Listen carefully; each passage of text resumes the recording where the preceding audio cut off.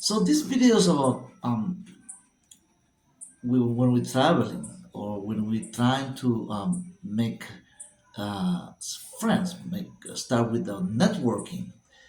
When you travel to a foreign land for the first time, a new city, a new place, in which you eager to. I mean, basically, the first thing you want to do, of course, settle down. Once you settle down, try to make friends, make like start networking. Not necessarily make friends right away, but you want to get to know the people, of course, the land, the geography.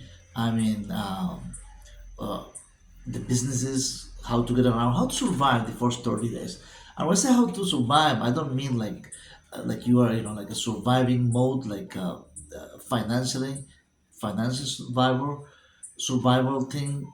But what I'm saying is that how you can feel comfortable for being in a new place, and then you are in a rush to make that those connections that you're trying to make. Many cases you already have some, most likely people go to a place where you have some referral meaning at least online referral that you have done your research. You have, like email, maybe you are a YouTuber or other people that you may, know that live in that foreign land where you were traveling to, now that where you are, settling down. But on your own now, in that city and town, or town, you can say a city or a small village, or even in the provinces, is it possible you can make a friend, a real friend, in the first 30 days, even in the first 3 months after arrival as an expat? Now that you settle down as an expat, well, let me just break that down a little bit. And let's say you meet that person. And it doesn't have to be always female friends. It could be male, male or female. Doesn't mean, doesn't really make a difference at this point. Um, so let's say you meet people at a cafe, like a coffee shop. Most people do that, right? You go to the coffee shop, and I have seen, experience other people's experiences, and myself too. That when I travel to different locations, different countries, I go once, of course, the hostel, the hotel, or the motel, whatever, good location, safe location with plenty of lighting, right? But if I sit on a cafe, like at 6 o'clock at night, right? At 6 o'clock in the evening, I would say, not at night precisely, and I stay there for an hour before dark, because most places, 6 o'clock is not dark here. In Central America, for instance, you can have a little cafe, a little coffee, like a cappuccino somewhere. At 6 o'clock is still, most of the time is still like plenty of daylight, but it's the best time really to meet people. That's, it's not 10 o'clock in the morning. I mean, at cafe, you're gonna be by yourself, right? You're gonna be just you sometime, or two or more couple people, right? And lunchtime, of course, you sit in a cafe or food court at the mall. It means many people go to the mall, right? At midday, I mean lunchtime, people coming like in Manila, Cebu, people come from, their call centers where they work, offices, many people come, from different businesses, even factories, uh, government offices in case of Manila, and people come, but most people are there in a rush. So how can you be, sitting there, minding your own business, or try to just relax in there? And people can ask me sometimes that you're sitting on a table for four, table for six, right? A big table. And she said, "Do you mind if I sit here? The place is busy."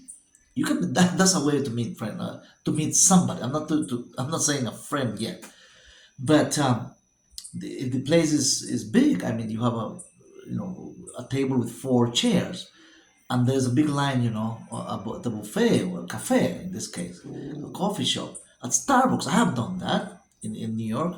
That, yeah, I go to Starbucks and there is no place to sit. I mean, literally, I mean, how you gonna, you buy your coffee, get in line, just like on a Starbucks. Get in line, get your thing, and then get something to eat, like a sandwich. It's midday. In Queens here, I have done it. I remember doing it. then every chair is taken. Everything, people are, with the computers. Some people are just getting a coffee for hours sitting there, and it's perfectly legal. You can spend hours there sitting in a place. But is it really possible that when there's no place to sit, like no place, everything is taken? So you can, I have done it. Ask, do you mind, if I sit, on this end of the table? That doesn't mean, there's cameras everywhere. It's not like you're approaching with a second intention, right? Intention counts anywhere, whether this is New York, this is Madrid, Spain, Paris, or Dumaguete. I mean, intention counts. I mean, the whole place is packed. Do you mind, please? I mean, if you ask somebody, this could be male or female. I mean, that doesn't have to be, approach. You don't know who the other person is, but you just mind your own business too. The person, maybe that the other person is just, um, with their computer, with working with his computer, like how, with if it's a female, she's with the computer working, or just, watching videos, but you are having your coffee there. And then it's always possible to start a conversation. Even if you don't start, it's okay. But that's a way of, that you break the ice in a way in a foreign land just by sitting, even without saying, telling anybody. I mean, that other person there, right? That who you are or what you're doing there exactly. You're just having your coffee and a sandwich, maybe perhaps, right?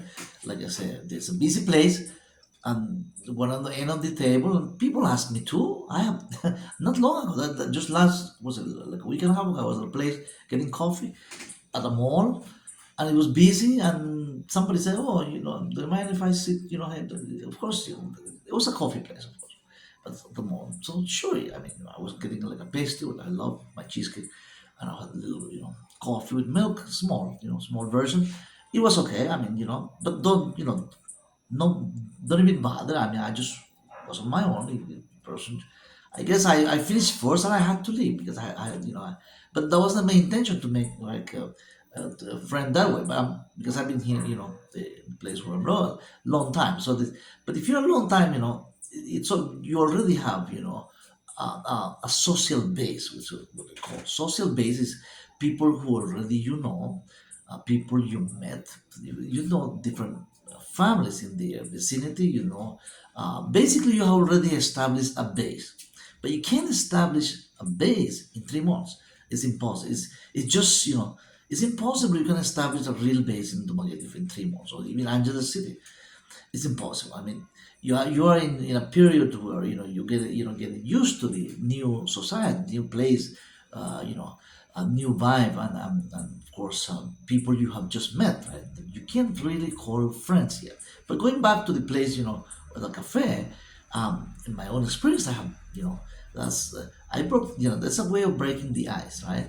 Um, Conversation might start just asking about the weather, asking, because do you mind if, how the weather is, in this part, if it's raining, why is you so hot? I mean, there is a way of breaking the ice of total strangers. I mean, total stranger, but not on the street, somebody in there, or asking for, if there is another Starbucks in the nearby vicinity that you can, or another place, not just Starbucks, but any other place, the location, or the nearest train station that you're just about to take, or the bus, stop that maybe that person knows. It's a neutral information. It's not like about, oh, by the way, can I have your phone? You can't ask somebody your phone. You can just a neutral question, right? In a friendly, friendly manner, doesn't mean that, that you have intention to, get to know that person. I mean, this is, you can't do that, of course. But neutral is about uh, transportation. It could be about the weather, about something neutral, something that is, very much nothing to do, nothing personal. Okay, so, or asking just, a simple question like, is this always that time like this? Man, I couldn't find a place, but well, this is the only, is this, what about a different time of the day at 2 o'clock in the afternoon? Is it, I guess this is not, I can just make a personal comment. So I should have come, earlier or later in the evening where I can just, have, a relaxing time in this place. But maybe that person knows that, that's been there many times before, and they or he or she knows what the situation is. A neutral question, that could be, and if you're free, um, what if a couple days later you come back again to the same place? Maybe that person is still there. I mean, it's possible. I'm not saying that. Of course, the attendance too. I mean, you can strike a little conversation with it. Uh, the people, the servers, of course they are serving a smile to everybody else. Of course, every customer, that's their job, to smile to everybody. That's a way of doing, making, start a network. Doesn't mean you networking, you social networking. That's a thing. You establishing a base, and perhaps in the future, the person you get in touch with in this the first 3 months, those people are not gonna be exactly your friend, but people you meet through them. That's the thing. People you as you establish that, expanding that base, that social base on your own, right? I just gave you a couple of examples of like supermarkets. That could be a third example. A laundromat where you go on do your own, or wherever you get your grocery shop. You do your grocery shopping. So it's always good to go to the same places, just like a Cheers. Remember Cheers, the famous uh, the TV show Cheers, where everybody knows your name with Christy. That's the girl, that.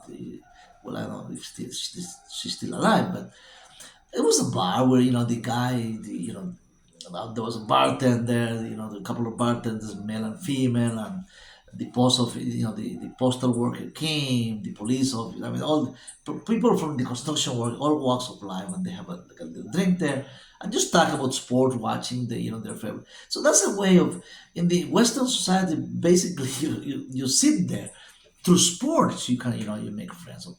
Not every society is like that. Latin America doesn't, of course, even if you don't know, if you don't know soccer, I mean football, of course, that's what they call, here in Latin America, in Southeast Asia, they have, different sports also, but soccer is very popular. So that's a common way of, just making comments about, oh, that, that kick, that goal, that what happened, what's going on with the sport. Doesn't have to be like if sitting at a counter. I mean, at a table or a counter, they always, just like in Western society, there are big, TV screen, people watch them, and even you're on your own. It's a way of, and making comments about, sports, and by the way, then suddenly two or three more visit, basically people, that kind of person, male or female, I'd say. I can ask you about, oh, by the way, but where are you from, by the way? Because they have seen you, or you have seen them, a couple of times more.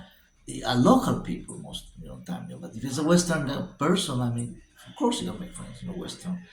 But you have to be mindful that those people just are acquaintances.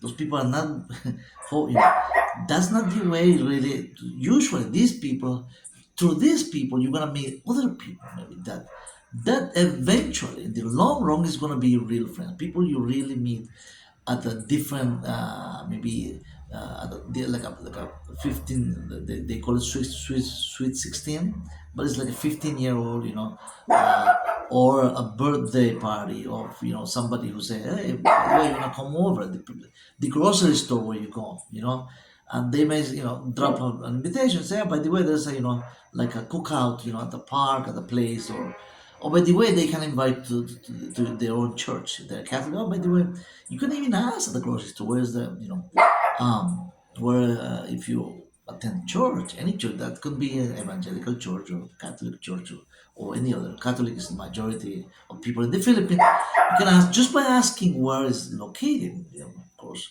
Oh, somebody will tell you that. Yeah, by the way, well, just look at Google it. I mean, Google it, and you'll find out what the next parish is, right, or next church. But it's a way of breaking the ice too, at a convenience store, right? At a sari store, or any place that you can really. And some people who are very much, religious, or more, or Christian based, right? Born again Christian, they may even invite you. And by the way, I'm not saying this is a girl that's going to invite you. All I'm saying is that a person you ask the question about your, your own. If about the church that in the nearby vicinity about that particular kind of church, whether it's evangelical or Catholic. That breaks the ice too, in a way that that person may invite you.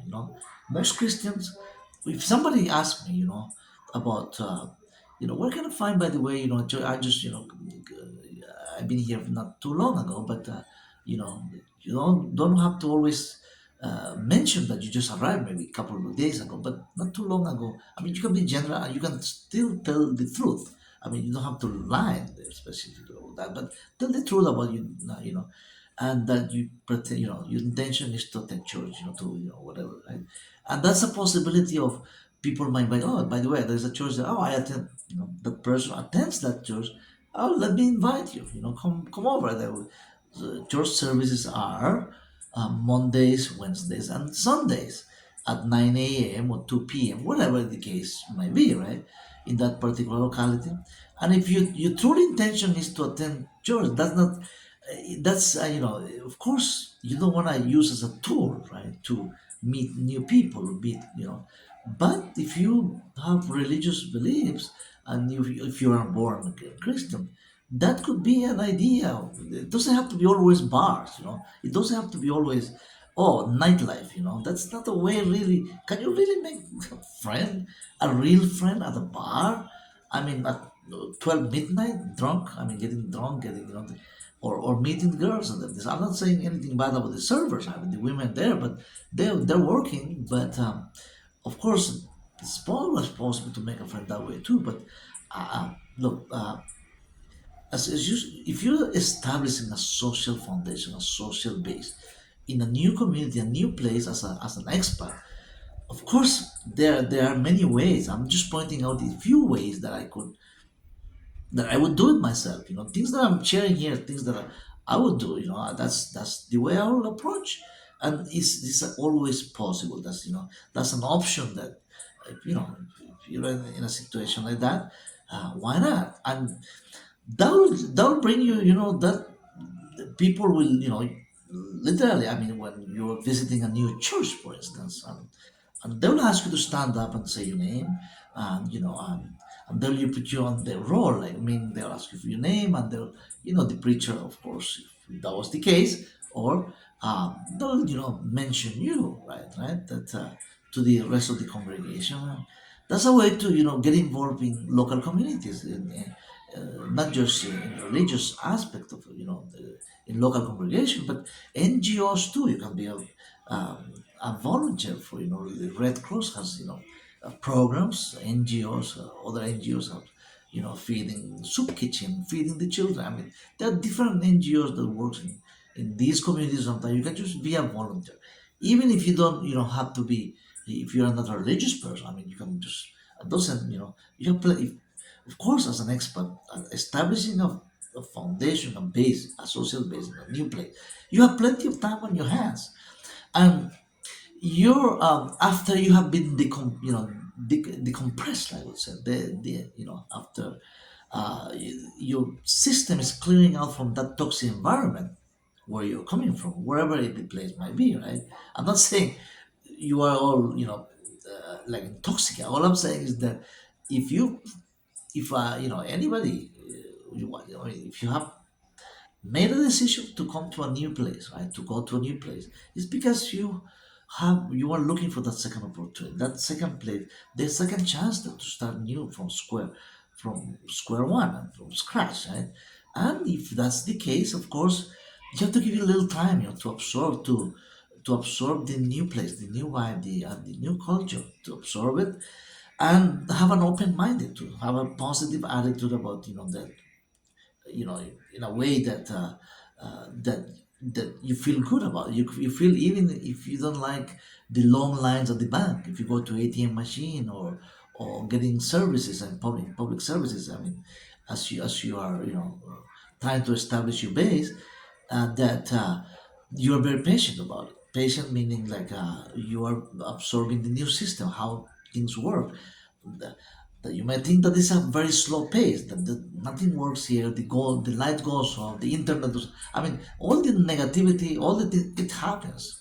That, yes, it does. You can get even hot water sometimes. In many cases, you are used to take a hot shower, right, hot bath, but you're not able to maybe know. And those things that only that you put in a balance in a way. Those in those first 30 days, things that you see in positive. So the positive, there are many so many experiences of people who have said that they have changed. I might, myself too, my experience.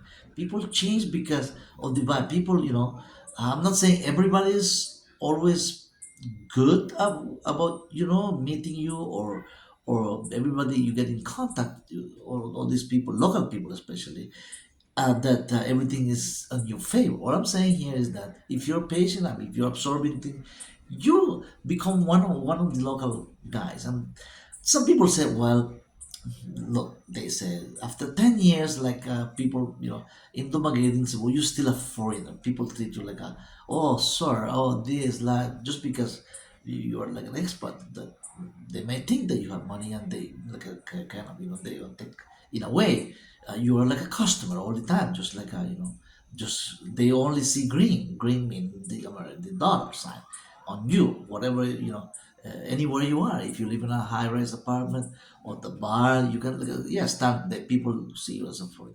But if you have blended with local people, with the local society, that you are blending in, right, during those first 30 days and leading to 3 months. I mean, now, how the topic of the video is always how to, can you really make a friend?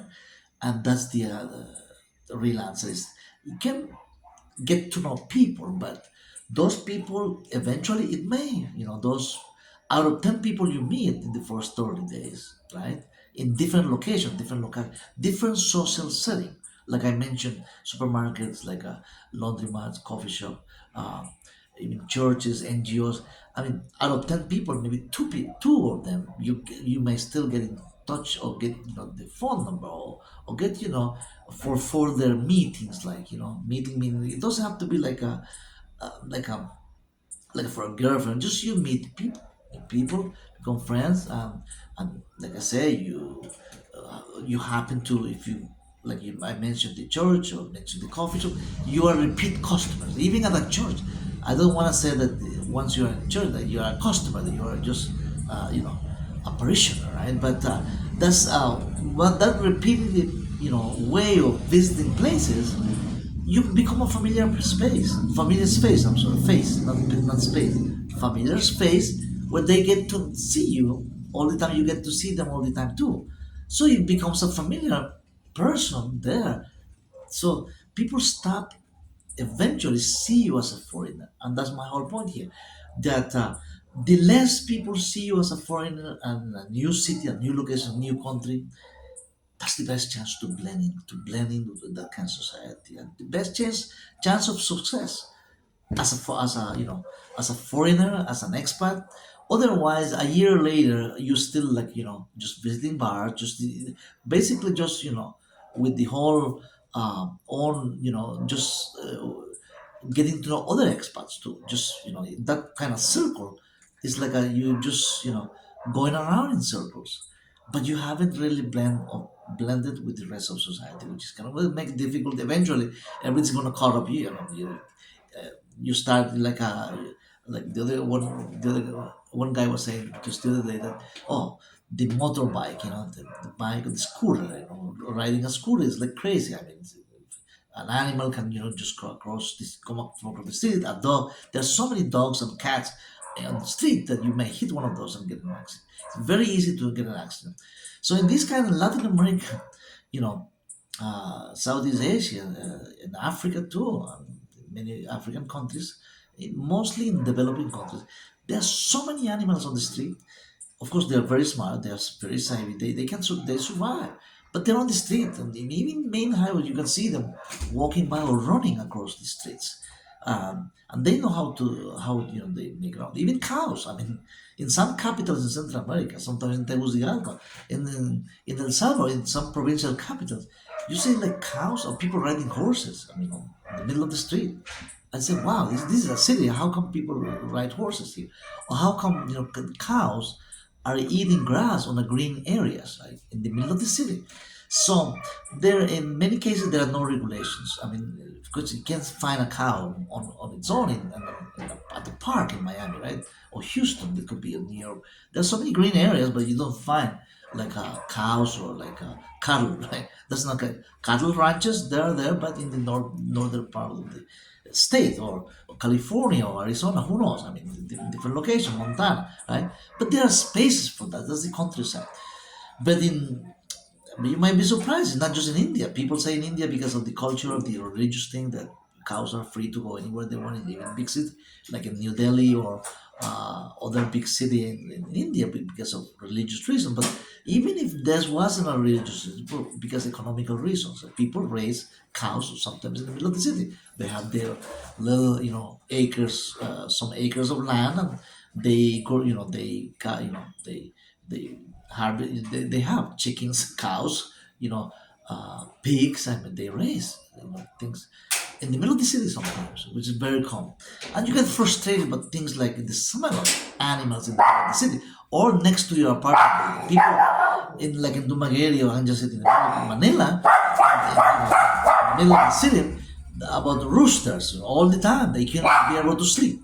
You're unable to sleep because so many roosters all around the place. That is amazing, crazy. Just like I have a little puppy here, like barking, just because reacting to other dogs barking. There's so many dogs out there. But talking about dogs, I mean, in the street you can find all over the place, and you don't know. And you have to be mindful. Don't get bite. Bit if you get bitten by one of those dogs might be not vaccinated. So you get things like that. You can be have to be careful. Just be mindful about that. But there's always a way of making those go those connections, right? It's about social networking, right? In a way that might lead you to a beautiful future in this any foreign language, Southeast Asia, Latin America, guys. So there's a few tips of like a guide, a survival guide in the first 30 days leading to 3 months will serve. I think will be useful for you guys. So thanks for watching, and I'll see you in the next video. Take care of me. If you haven't subscribed, please subscribe and give us a thumbs up if you like these kinds of. Take care and goodbye.